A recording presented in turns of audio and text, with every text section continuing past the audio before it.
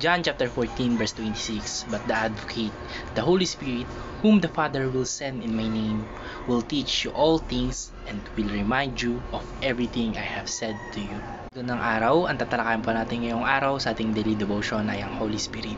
At ang una pong katuruan na natutuhan ko ngayong araw kay Pastor Russell Ocampo ay the Holy Spirit is God's seal in us.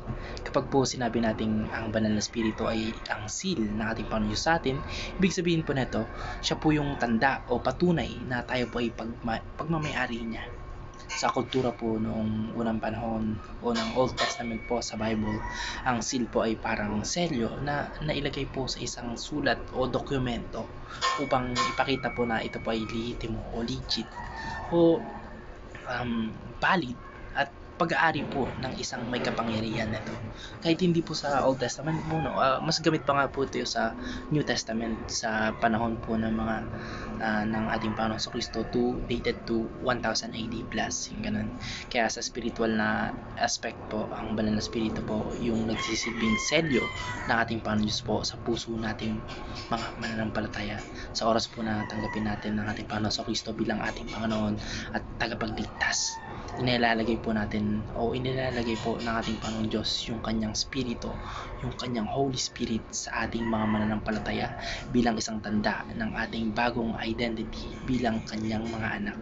Kaya sa madaling salita po, ang presensya po ng ating Panginoong Diyos o ng kanyang Espiritu Santo sa ating mga buhay ay nagpapatunay na tayo po ay ligtas, kabilang po sa pamilya ng ating Panginoong Diyos at may katiyakan ng buhay na walang hanggan.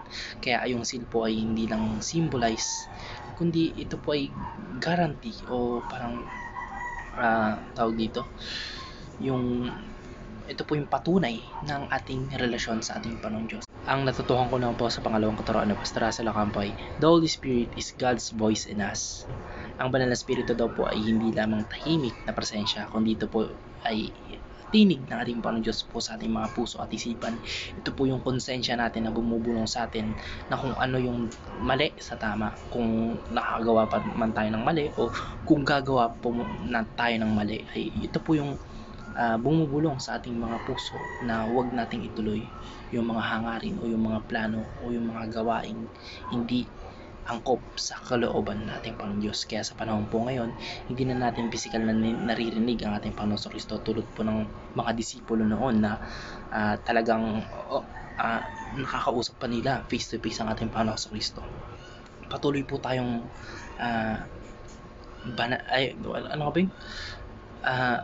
kahit po ganun ay sa pamagitan po ng banal na spirito, tayo po ay patuloy na ginagabayan ng ating Panginoon Diyos. Sorry na wala ako. And, may pumasok lang sa isipan kong medyo random. And yun, matuloy tayo.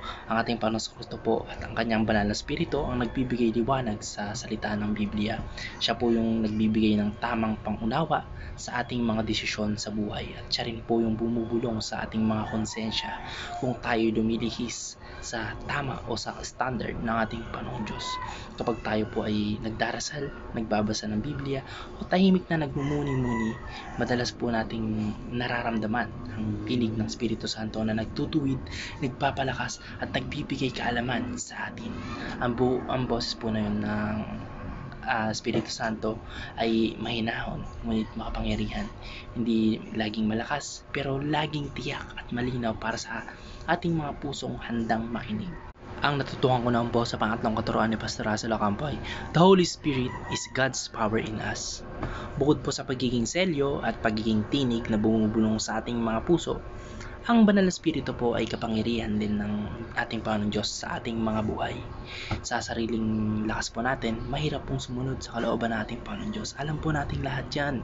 Kapag kunwari, sinabi natin na ititigil ko na yung paglalaro ng online games kasi ito yung nakakahadlang sa relasyon ko sa ating Panginoon Diyos, ititigil ko yung aking mga bisyo, etc. etc. Kapag inano po natin yun na inasa lang po natin sa ating mga sarili na ititigil ko to dahil ititigil ko to sa sariling sariling kakayahan ko lang, ay mag-fail po tayo. Kaya mahirap pong sumunod sa kalooban ng ating Panginoon Diyos kapag sarili nating mga kakayahan at lakas lang yung ginagamit natin. Magbago po ng kagaya pa ng magbago ng masamang gawain o maglingkod ng may pananampalataya. Pero dahil po sa kapangyarihan ng Espiritu Santo, nagkakaroon po tayo ng lakas upang gawin yung mga bagay na hindi natin kayang gawin mag-isa. Marami pong testimonya yan, maraming patunay, yung mga dating drug addicts, yung mga dating kriminal na nagbago dahil hindi sa kanilang sariling gawa, kundi dahil sa tulong ng Espiritu Santo, dahil sa tulong ng ating Panginoon Diyos. Halimbawa, kapag nagpapatawad po tayo ang ng taong mga nakasakit sa atin o nakagawa ng masamang bagay sa atin, o nagpapatuloy po tayo sa mga pananampalataya sa kabila po ng matinding pagsubok, lahat po ng yon ay bunga ng kapangyarihan na nagmumula po sa banal na Espiritu. Siya rin po yung nagbibigay ng spiritual gifts na ginagamit natin sa ministries at sa paglilingkod sa ating mga kapwa. And ayun, sobrang proud ako ngayon kasi sa kabila ng sobrang busy schedule and sobrang stress sa akad, sa family problem and personal matters, etc., and I'm also an team leader in my section. Sa kabila po nun, sobrang hectic pa ng schedule, ay nagawan po sa tulong ng ating Panginoon Kristo ng paraan o ng oras na makadalo ako sa ating dental and medical mission na nangyari kanina sa Tumahanan. And glory to God ay na execute namin ng sobrang success. Sobrang daming nabunutan ng ngipin, sobrang daming nabigyan ng gamot, sobrang daming taong natulungan, and marami nang nakakangiti ng proud dahil sa ating nagawa sa tulong ng ating Panginoong Jesucristo.